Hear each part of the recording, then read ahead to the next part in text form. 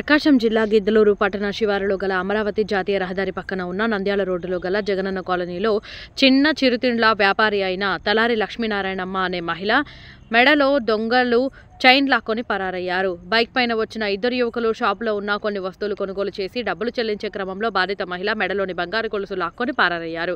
వెంటనే తేరుకున్న మహిళ దుండగులను వెంబడించింది. గమనించిన దుండగులు పరారయ్యే క్రమంలో కింద పడ్డారు. కానీ బాధిత మహిళ అక్కడికి చేరుకునే లోపే వారు లేచి బైక్ మీద పరారయ్యారు. బాధిత మహిళ ఫిర్యాదు మేరకు గిద్దలూరు అర్బన్ సిఐ సురేష్ సంఘటనా స్థలాన్ని పరిశీలించి కేసు నమోదు చేసుకుని దర్యాప్తు చేస్తున్నామన్నారు.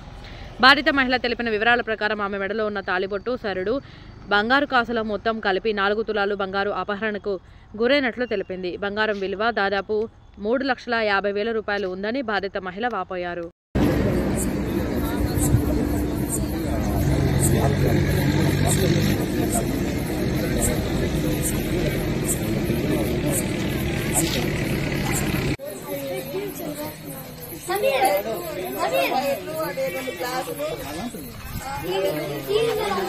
పిల్లలు రావట్రా మెడకాయ గట్టిగా పట్టుకొని ఇంకా అదే పోతే ముందు వాళ్ళు పడి